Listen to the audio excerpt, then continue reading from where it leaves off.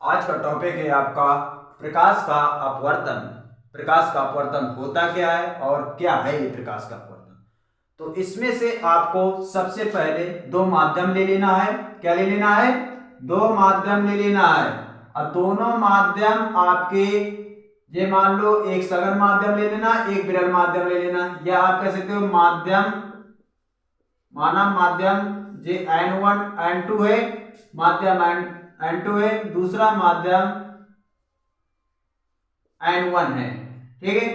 अब इसके बाद में लंब डाल लीजिए। लंब डाला है आपने।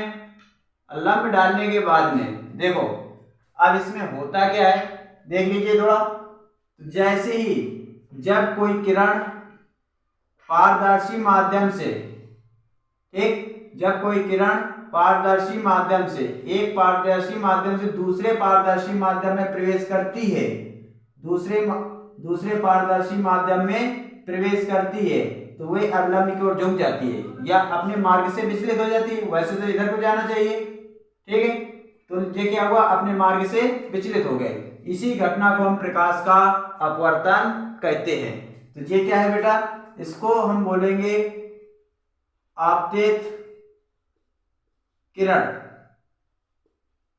क्या है? आपतित किरण। जे आपकी अपवर्तित किरण, अपवर्तित किरण। ठीक है। अब यहां पर देखो एंगल क्या, इस एंगल को बोलेंगे आपतन कोण आई और इसको अपवर्तन कोण आर। ठीक है। अब इसके बाद में देखो परिभाषा फाइंड करना है, तो आप इस प्रकार कर सकते हो। जब जब जब एक किरण, जब एक किरण किरण एक पारदर्शी माध्यम से, एक पारदर्शी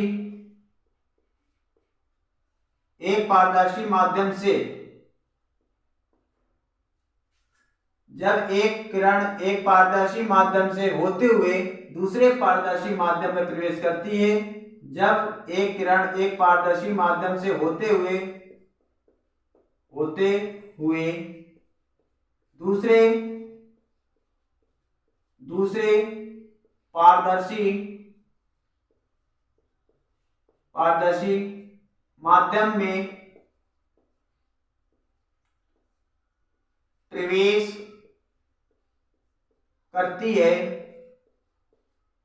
ठीक, जब एक किरण एक पारदर्शी माध्यम से होते हुए दूसरे पारदर्शी माध्यम में प्रवेश करती है, तो अभिलंब की ओर झुक जाती है या मार्ग से विचलित हो जाती है।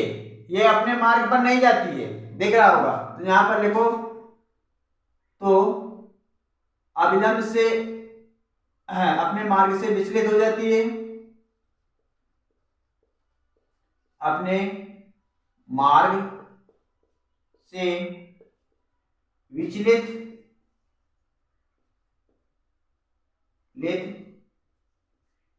हो जाती है, या आप ये भी कह सकते हो अपने मतलब कि जब एक किरण एक पारदर्शी माध्यम से होते हुए दूसरे पारदर्शी माध्यम में प्रवेश करती है, तो अवलंब की ओर झुक जाती है, ये भी कह सकते हो, या अपने मार्ग से विचलित हो जाती है, दोनों कह सकते हो। इसको और नोट करना हो तो ये भी लिख सकते हो, इसके बाद में ये भी लिख सकते हो। आप देखो, आप दोनों तरीके से कह सकते हो, बात एक ही है। देखो, ये भी कह सकते हो, जब एक किरण एक पारदर्शी माध्यम से, एक पारदर्शी माध्यम से होते हुए दूसरे पारदर्शी माध्यम में प्रवेश करे या प्रवेश करती है, तो अविलंब की ओर झुक जाती है, अविलंब की ओर जाती है, झुक जाती है। इसी घटना को यहां पर लिख सकते हो, इसी घटना को प्रकाश का अपवर्तन कहते हैं। ठीक बेटा, ये होता है आपका। देखिए एक बात थोड़ा और ध्यान देना, देखिए इसमें होता क्या है। जैसे मान लो सपोज दैट आपके पास में दो माध्यम है, ये मान लीजिए कि एक माध्यम पर वायु है, दूसरे माध्यम पर आपका कांच है, या आप मान सकते हो जल है। और जैसे वायु से प्रकाश आपतित कराया, ठीक, वायु से आपको कांच में भेजना है, तो क्या करेगा कि ऐसे किरण जाएगा और अभिलंब की ओर झुक जाएगी। कहां पर? अभिलंब की ओर झुक जाएगी। चाहे आप प्रैक्टिकल करके भी देखना बेटा, घर में आप प्रैक्टिकल करना, चाहे पानी में आप ऐसा करना, एक बाल्टी ले लेना, अब बाल्टी में भरना पानी, और इसके बाद में टार्च मारना। टार्च की जो किरणें होंगी वो सीधे सीधे नहीं जाएंगी, वह अभिलंब की ओर झुक जाएंगी। कहां पर झुक जाएंगी? अभिलंब की ओर झुक जाती है। इसी जो घटना होती है, इसी घटना को हम प्रकाश का अपवर्तन कहते हैं। कुछ आया समझ में? ठीक है बेटा, यही आपका प्रकाश का अपवर्तन है। थोड़ा इंक डालने बेटा, थोड़ा इंक खत्म हो गई थी, डाल दिया है इंक। अब देखिए आगे क्या होता है। अब देखिए ये आपने फाइंड कर लिया होगा, लगभग सभी लोगों ने समझ में भी आ गया होगा। मतलब कि दो माध्यम होते हैं आपके पास में, अब दोनों माध्यम मान लो कि अलग अलग हुए। मतलब एक में हम बोलते हैं विरल माध्यम है, और ये आपका सघन माध्यम है। सघन बोले तो कांच ले लें या पानी ले लें, कुछ भी ले लें, और इसके विरल में मान लो वायु है। जब आप कोई भी टार्च को ऐसे मारोगे तो अभिलंब की ओर झुक जाती है। ठीक, कहां पर किरणें जो अभिलंब की ओर झुक जाती है, जब विरल माध्यम से जब सघन माध्यम में जाता है। और जो घटना हुई है उसी को हम प्रकाश का अपवर्तन कहते हैं। ये बेटा इंपॉर्टेंट भी है, वेरी वेरी इंपॉर्टेंट। ठीक, ये इंपॉर्टेंट भी है, ये हाई स्कूल में पूछा भी जाता है। और इसके बाद में बेटा और देखो, अब क्या लिखोगे? प्रकाश का अपवर्तन के नियम, ये भी क्वेश्चन पूछा जाता है आपकी परीक्षाओं में। ये भी क्वेश्चन पूछा जाता है कि प्रकाश का अपवर्तन का नियम भी लिखिए, प्रकाश के अपवर्तन की परिभाषा लिखिए, और इसके बाद में नियम भी लिखिए। ठीक बेटा, तो आप क्या देखो, आप अटेंड करना, प्रकाश के अपवर्तन के नियम। बेटा दो नियम होते हैं इसमें भी। क्या होते हैं? दो नियम होते हैं। कौन कौन नियम होते हैं? पहला नियम देखिए, जैसे कि आपको अगर पहले वाले आप वीडियो मेरे देखे हो तो उसमें देखना, हमने जब प्रकाश का परिवर्तन पढ़ाया था। अब देखिए प्रकाश के परिवर्तन में भी दो नियम होते थे, लेकिन अब इसमें देखो आपतित किरण, देखो इसका पहला नियम क्या था, उसका पहला नियम क्या था आपको पता है? आपतित किरण और परावर्तित किरण और अभिलंब तीनों ही एक तल पर बनते हैं। अब इसमें क्या कहेंगे? आपतित किरण, क्या बेटा? आपतित किरण और अभिलंब कॉमा, ये बेटा अभिलंब है बेटा, क्या है ये? अभिलंब। ठीक है, और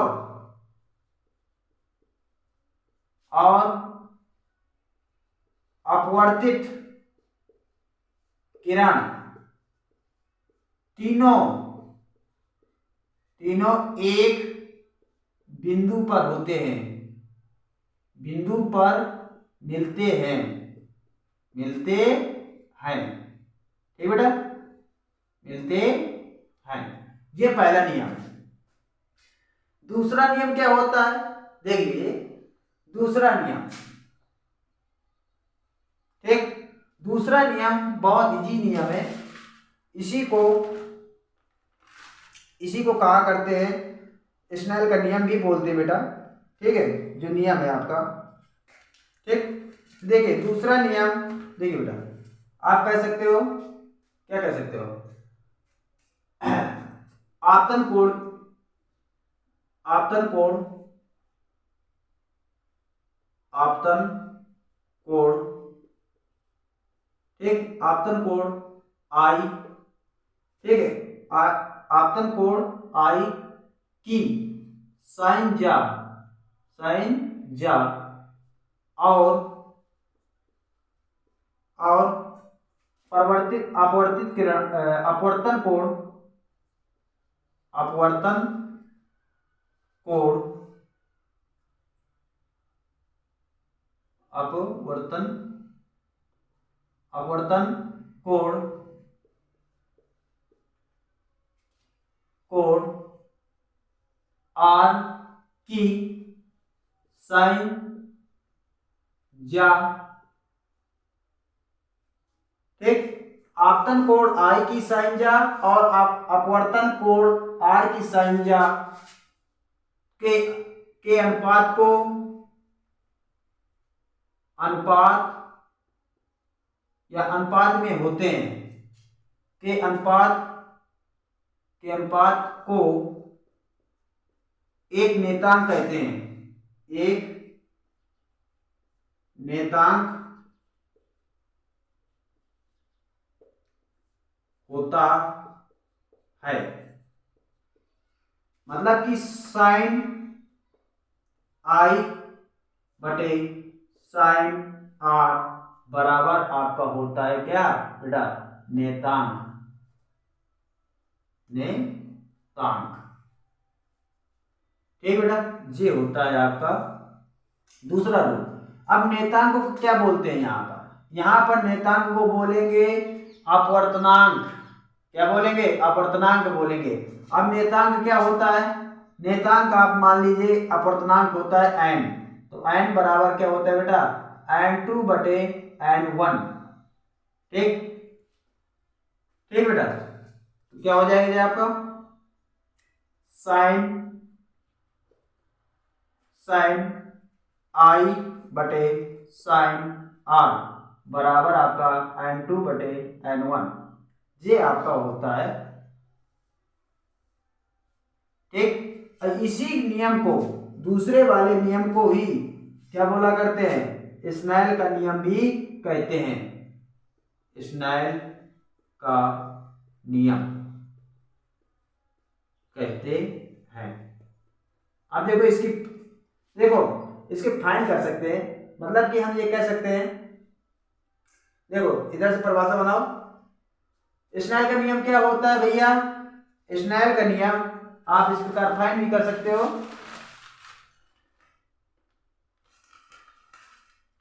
देखो स्नेल के नियम का फाइन भी कर सकते हो इधर से, आपतन कोण आई की साइन जा और अपवर्तन कोण आर की साइन जा के अनुपात को एक नेतांक होता है, यह नेतांक को अपवर्तनांक कहते हैं, अपवर्तनांक n2 बटे n1, और इसी को स्नेल का नियम भी कहते हैं, ठीक, ये आपका अपवर्तनांक है,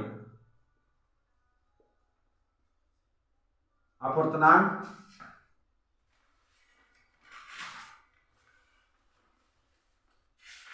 क्या बेटा, अपवर्तनांक,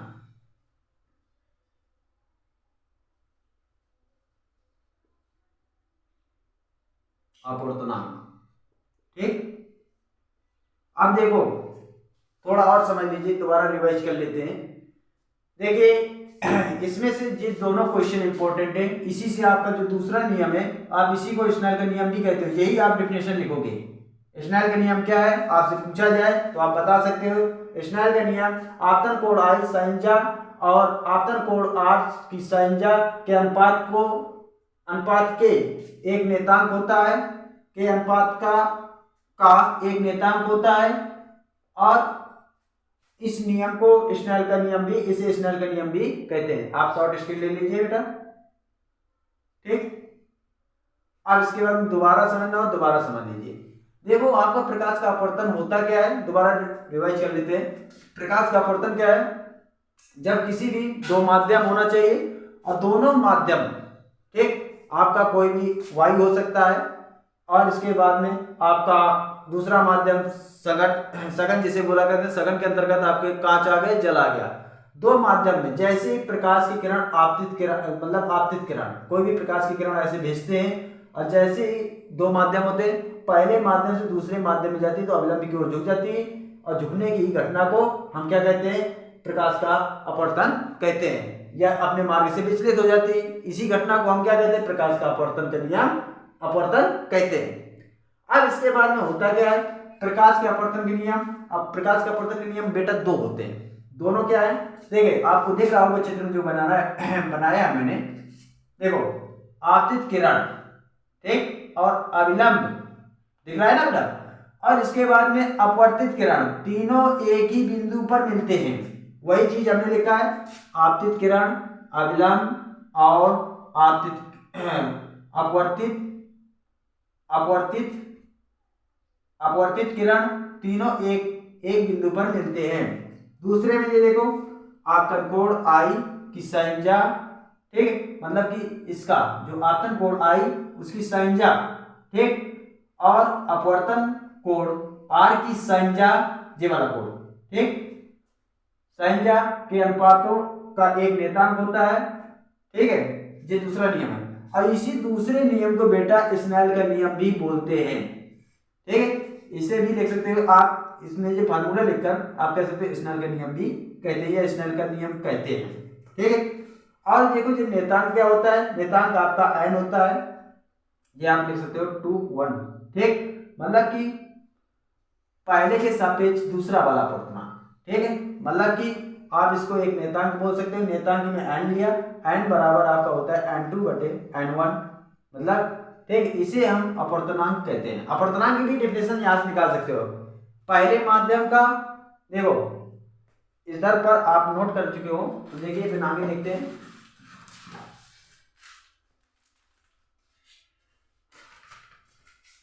आगे देखिए बेटा, अब देखो एक चीज रह जाती है जो उसको भी दिखाई दे रहा है। देखो अब हेडिंग डालना बेटा अपवर्तनांक, क्या डालोगे, अपवर्तनांक।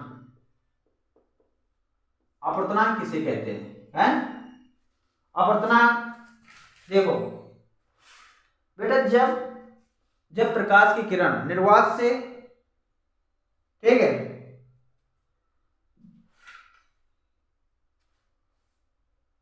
ठीक, जब मतलब प्रकाश की किरण विरल माध्यम से या निर्वात से सघन माध्यम में प्रवेश करती है और अभिलंब की झुक जाने की एक क्रिया को ही